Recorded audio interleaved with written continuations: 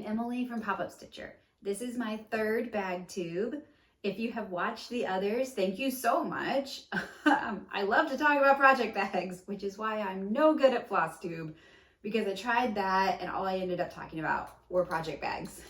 So this is a Bagtube, and specifically this one is going to talk about the product that I've designed called the Thread Bestie.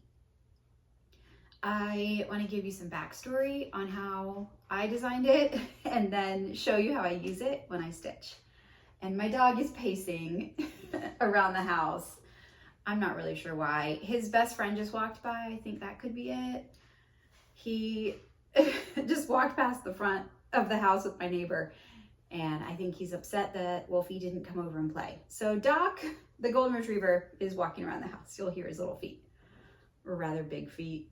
He's 75 pounds. So back to the Thread Bestie. The Thread Bestie was designed by my mother and I. I am pop-up stitcher, so I stitch out a lot. I am always stitching in a rather uncomfortable chair or on a set of bleachers. Oh, Doc found a toy. I am never stitching in my stitchy chair as my life is happening right now with two young boys, especially with summer happening. It's May right now as I'm filming this. I already know our summer is going to be nuts and I'm going to be stitching in all the different places. So I am relying on these Thread Besties. The backstory on why I made them is I was at the library where I often stitch. Our stitchy group meets at the library, but I'm often at the library stitching. And one time I had to frog something out. I had to take out stitches that were wrong. And I'm cutting them and I'm pulling them and there's all those little fuzzies. And I'm making this little like pile on the arm of the chair. And I saw the cleaning staff walk by, and they're the nicest staff, honestly. Super nice, and they do an excellent job at our library. But I saw her kind of look at my little nest, and I saw it through her eyes, I guess, at that moment. You know, I was like, oh, I'm making work for her that's unnecessary because I can handle this. And so after that, I was like, I need thread beds in my project bags when I'm going out. So I got on Etsy, started looking for Ort things. I got a couple thread beds from a few different shops, but there wasn't one that I was like, yes, I'm gonna order, 6 more from her. There just wasn't one that I loved a lot. And it was like one thing would be wrong with each one that I got. So I got on the phone with my mom and I walked through all the ones I bought and I showed her everything, and she was able to kind of concisely, this is what you seem to like. And that was really helpful. So we had kind of like a jumping off point of what it could do for stitching on the go. I really wanted a place for orts. My friend Jill calls them snippets. Some people just call them loose threads. Some people just don't have a name for them. I don't know. But I call them orts, and those little frayed ends of floss that you cut off. I wanted a place for those.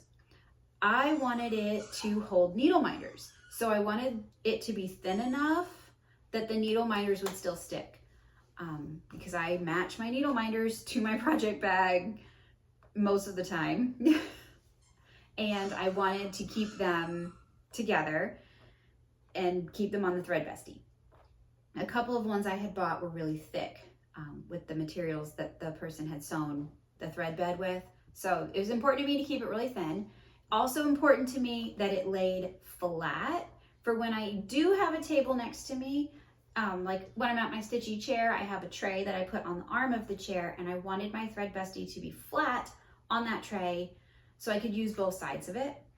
I also really needed that material to hold threads.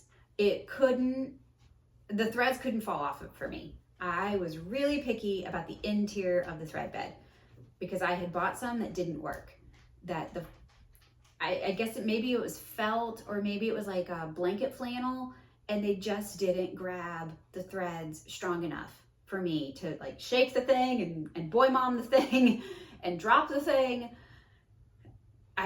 So my mom and I found a more grabby material for the inside of ours.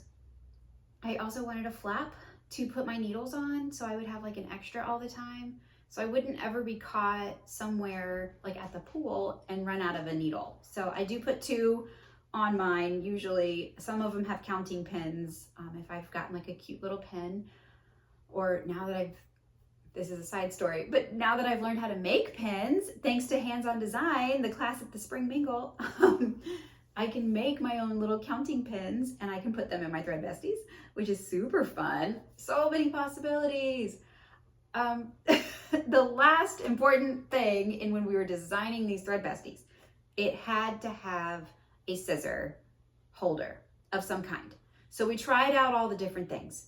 We tried out the loops and clips and pockets, and it had to have a very secure pocket for me. I buy scissors for each one of my project bags, and that might be excessive to some people, but I really love scissors. I collect them, and it's just one of those fun pieces for me. I needed a pair of scissors in every single bag because I didn't ever want to be at Taekwondo and not have my scissors. I grab my projects just off the shelf and I just run with them. So everything to stitch needed to be in each and every bag, because that's just how my brain is going to be able to stitch more. It's all packed and it's ready to run. I have scissors that are all embroidery scissors. I'm very picky, and they are sharp, right? They're sharp. So I needed a way to keep those sharp points from attacking my stitching inside my bag. I don't want them to open or poke or anything. That project, which is folded up usually inside the bag. It's still hooped right now, just from what I was doing this morning. But normally I have it folded off the hoop inside the bag. So the scissor pocket was very important to me. We went through a couple different versions and decided on the back was the best place. And it is reinforced with lining. So your scissors have an added layer of protection in here. If you don't have them like already in something else, this is all you would need to keep them safe. I wanted it on the back. I have seen some people put them inside.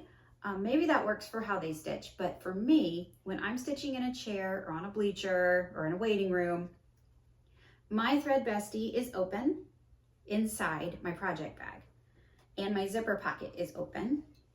So if I'm, stitching away, checking my pattern, pulling out my floss organizer, doing all the things a stitcher does, I can then snip my thread and slide without opening up anything else. Everything is still, I've only got 2 items on my lap here. I can just go inside my Thread Bestie. I'll put it on top so you can watch this. I usually have it behind the pattern, but I can just slide right in to this Thread Bestie pocket in the back with the scissors. It's still inside the bag, but now the scissors are back in their spot in the pocket, organized. I'm never worried about where they are. They don't fall out of my chair because they're inside the pocket. Then I can just grab my needle, go back to stitching, rethread if I need to from my floss organizer. And the minute they call my name at the doctor's office, everything is still in the bag.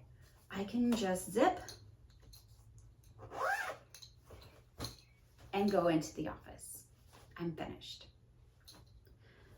So our Thread Besties, let me give you a little tour of one. Typically, they are one of the fabrics that came from my project bag.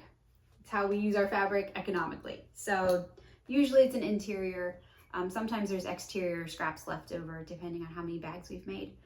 So your Thread Bestie has our elastic loop and a shank button, a button that is a little bit elevated so that the elastic can always go around it. And we sew these on by hand as tight as we can. So you have your elastic to open. this is one I'm using, so it's a little bit messy inside, guys. If you want to see a perfect one, go to my Etsy. Inside are my needle minders. I have a threader. They're thin enough on this material to hold the minders. They're not going anywhere. And here is a ball of orts. You can see it would have made a nice little nest for a cleaning lady to see, but they are right there. And as you can see, they're not moving. They're not going anywhere, which is why the Thread Bestie is my bestie. These orts are in place. Each one has a felt flap. That's a floss I wanted to use. Each felt flap is sewn into the top so that you can have your spare needles, a counting pin, and it's not floating around in your project bag. They're right there. I put them back each time so that I know where they are. I don't even leave them on the needle minders. I put them on the flap because I don't ever want to drop one out and about and have an accident. I have someone sit on it. I'm just really, maybe I'm thinking it too deep, but I always put mine back on the flap for that reason. And for myself, I don't want a needle in the rear, or the dog. So always put them on the flap, and then it will lay flat. If you want to do it in your lap, it's right there. The scissor pocket, which I already showed you a little bit, is always on the back. We have a zipper so that you can be safe. You know your zipper is open or closed. Your scissors, pointy or not, are reinforced inside this pocket. And it's ready to go into your project bag. It is the way I stitch on the go. It's how all of my bags are set up so that I know the system and I can just focus on the stitching. I don't have to think through anything else ever. I just stitch. And that has really been able to free me up to do my hobby more and do my hobby anywhere, which is awesome at this time of my life with little boys who are everywhere. So I hope you can find a Thread Bestie that you like in our shop. We do update every 15th. We have new designs that come out. If you have a project bag that you like from us, it's probably got a Thread Bestie. We made one when we released the bag. Sometimes the Thread Besties, we have some wonderful customers and they will buy one for each of their bags. And they might buy up the fabric that matched your bag. If that happens, I'm sure we have a different color that I could mix and match. If you need a little bit of help, send me a message. Or you can do it from the pictures that I take. I try to get really true to life pictures on my site so that you can see exactly what colors you're getting, exactly what item you're getting. They are all handmade, so each of them might have a small imperfection, but we try really hard. My mom and I are sort of perfectionists about these. We want you to have the same quality, the same craftsmanship in each of your Thread Besties and each of your project bags. So feel free to mix and match. I often do in mine. It's just fun. There's just so many different fabrics out there. That is my little explanation of my very favorite thing, the Thread Bestie. So I hope you can find one that works for you, and then maybe you can stitch more and out, and we can just spread cross stitching everywhere. Please take a minute, go to my shop, and I hope you're having a happy stitchy day.